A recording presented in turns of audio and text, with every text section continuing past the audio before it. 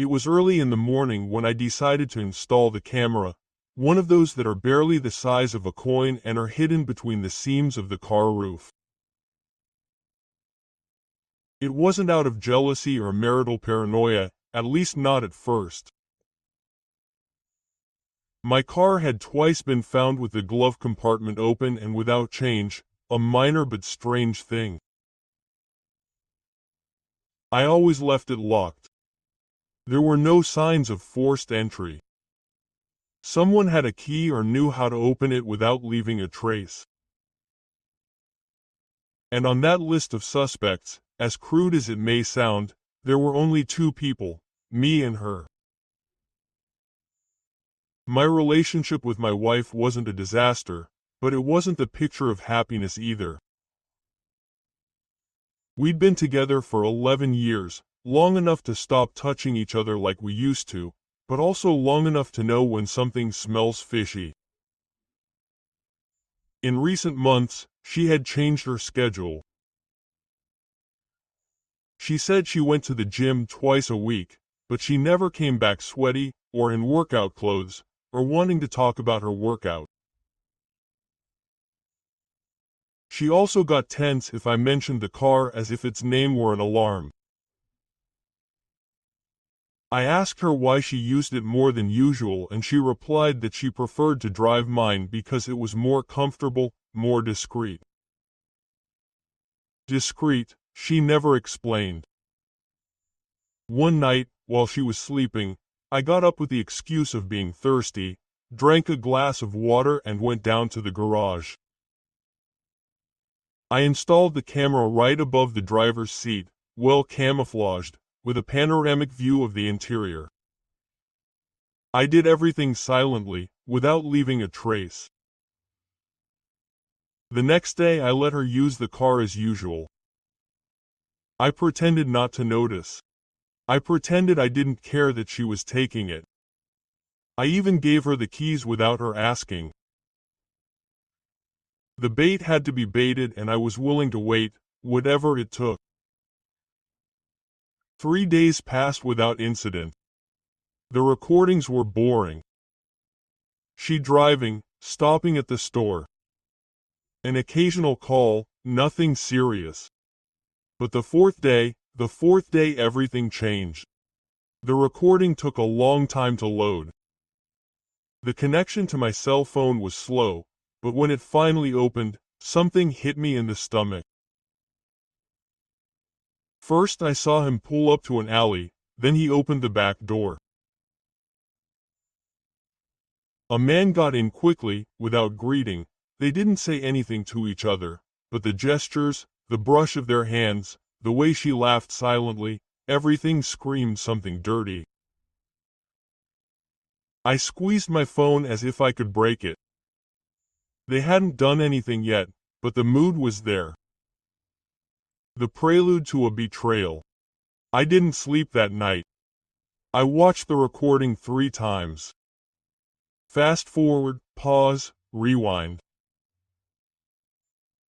Every gesture was a dagger, the way she looked at him, the way she tied her hair back before turning to the back seats. The guy seemed to know the car better than I did, as if he'd been there more than once. My stomach turned. I didn't want to confirm what I was already starting to sense. But the next day, when I got home from the gym, I was going to review the next part of that tape. And that's when I knew, all hell was going to break loose on full screen. I didn't have to wait long. The next file had loaded while she was still out. I locked myself in the office, turned off the lights, turned down the volume on my phone, and pressed play. Her face appeared first, the face I knew better than my own, that expression that had seemed sincere to me for years. It wasn't her I was looking at on that screen, it was another version of my wife. She was smiling like a teenager, with that sparkle in her eyes that she no longer gave me.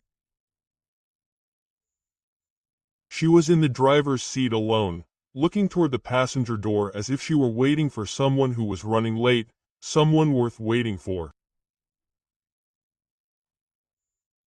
A few seconds passed and the guy got in, tall and skinny, with a face that didn't know what responsibility was.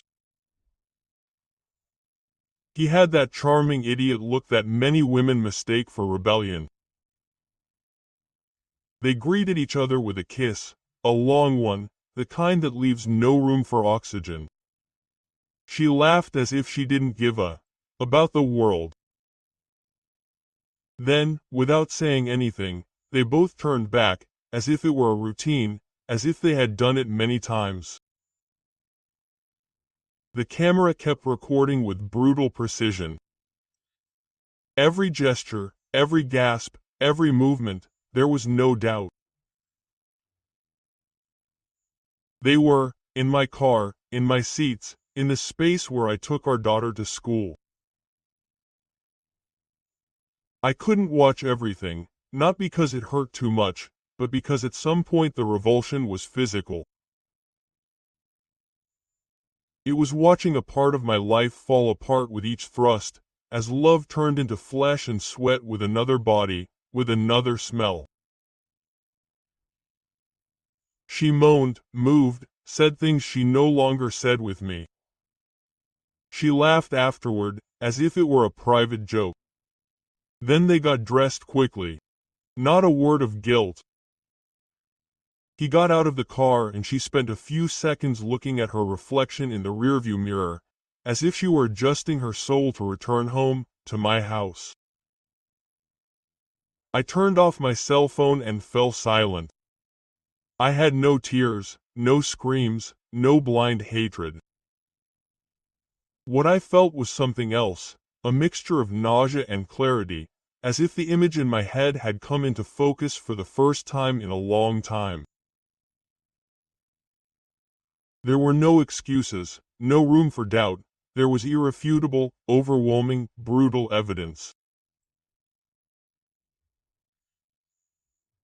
I had given her room to maneuver, and that gave me an advantage that I intended to use, not for revenge, not to sink her, only to end it with dignity and put the final seal on a marriage that already smelled of death. That night we slept in the same bed. She turned her back as usual. I watched her for a few minutes, listening to her fake breathing of, "I'm already asleep." I thought about everything she had taken with that, in the back seat.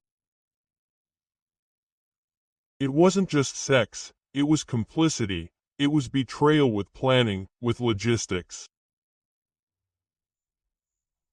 She hadn't cheated on me once, she had replaced me for a long time, and that wasn't the worst thing.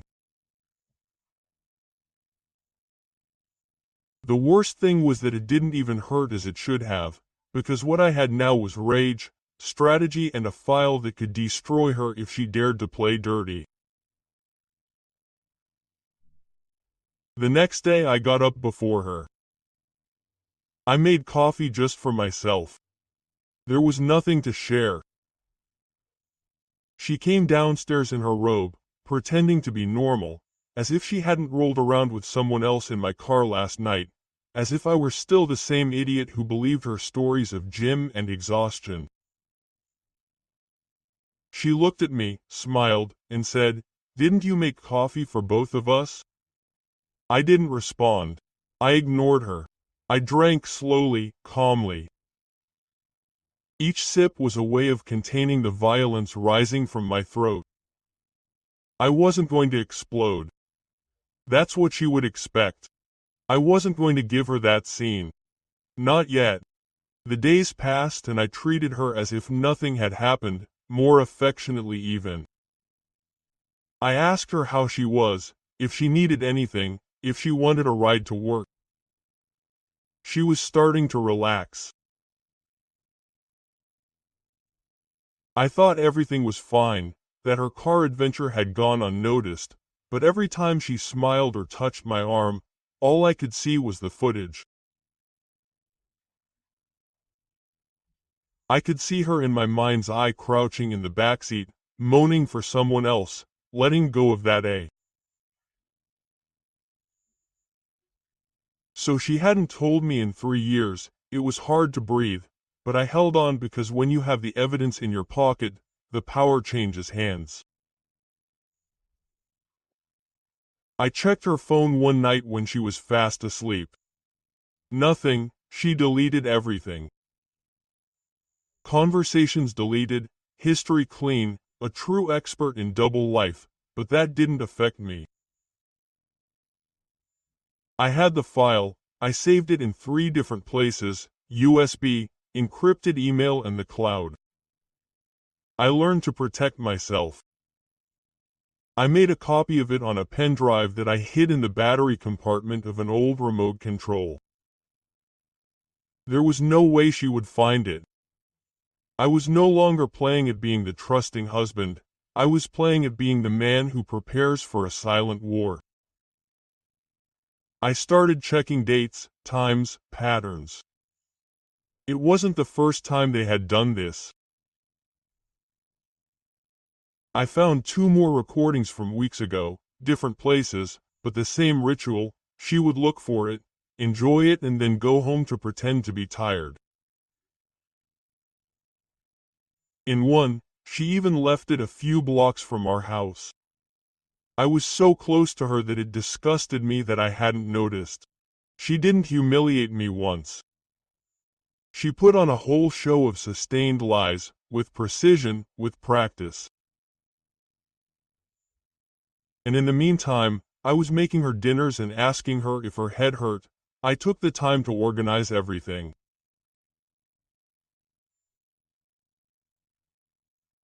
I prepared a folder with the recordings, dates, screenshots, backups. I wasn't going to blackmail her, but if she tried to deny it, if she dared to play the victim, I was going to throw everything at her. And not just at her. I had already spoken to a lawyer.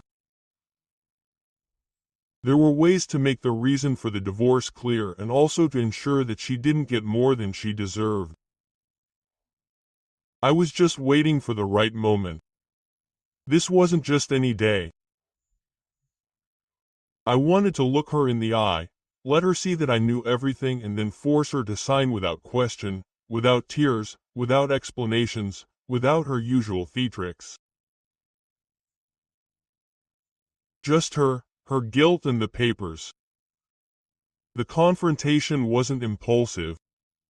I planned it with the precision of a surgeon.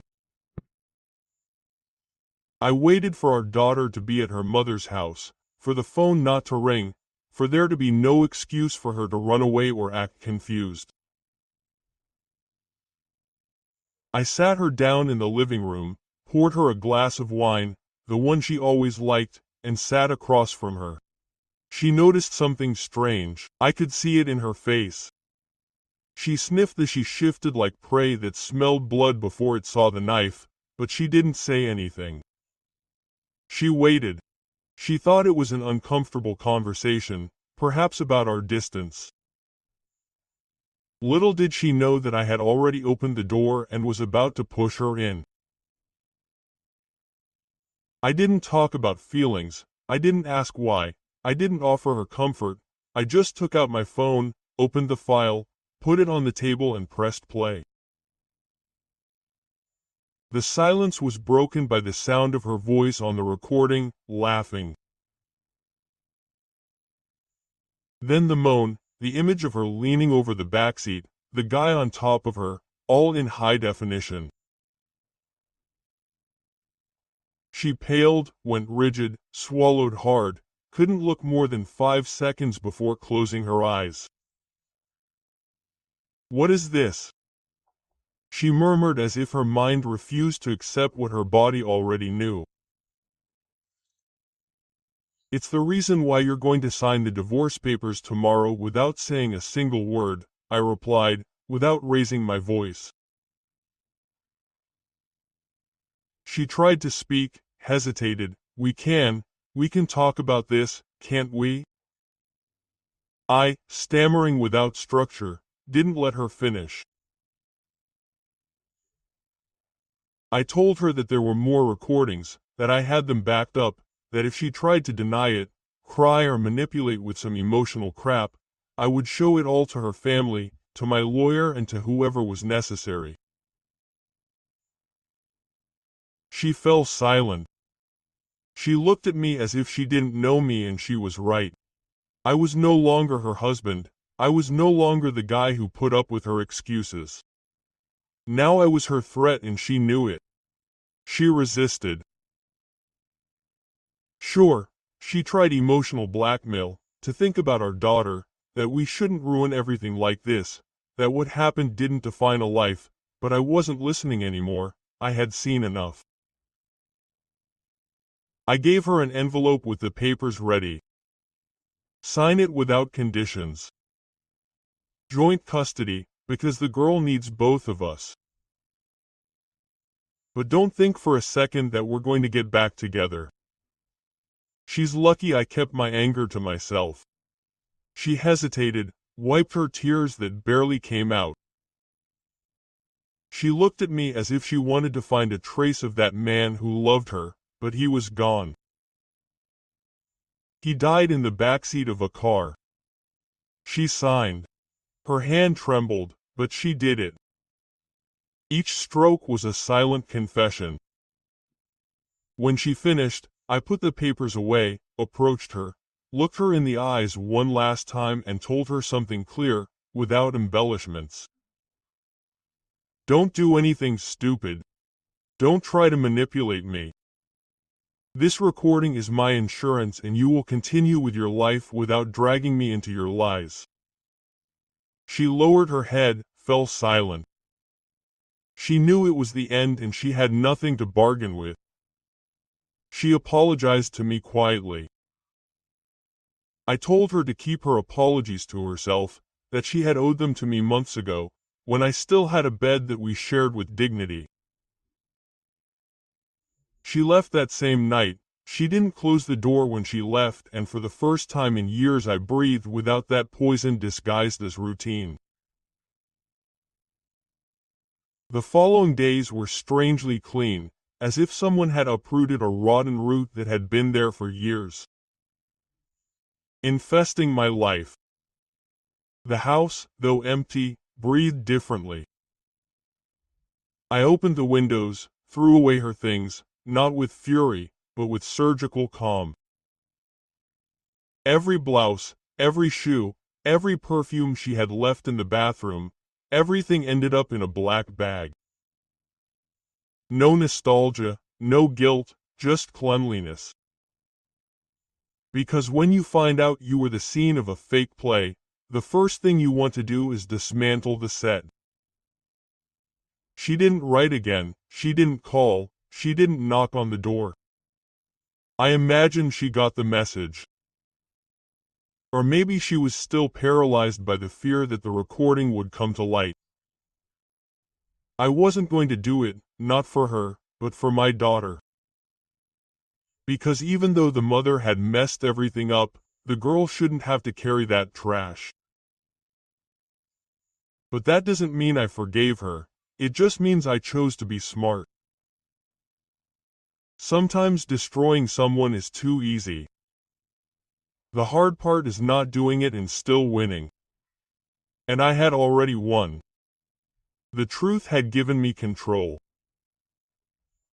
A couple of mutual friends wrote to me asking why it had all ended so suddenly. I didn't respond. That she was responsible for inventing her version, for putting on her usual theatrics with those who still believed she was the victim of something. I didn't need to clean up my image. I was clean and with evidence. That gives a peace of mind that is non-negotiable. In the meantime, she had to swallow his attempts at manipulation. There was no reconciliation, no second chance, the door was slammed with no return. The nights were difficult, of course, not because I missed her, but because of the habit of having a body by my side. But a body is no company when it's full of lies. I quickly got used to sleeping. I only began to occupy my time with simple things, reading, running, cooking. I found silence again. I learned not to check my cell phone anxiously. I learned that betrayal doesn't always come in the form of a fight. Sometimes she enters your house silently, with her own keys, and smiles at you as if nothing had happened. But I also learned that when you discover her, you have two options: crawl or get up. I chose the latter.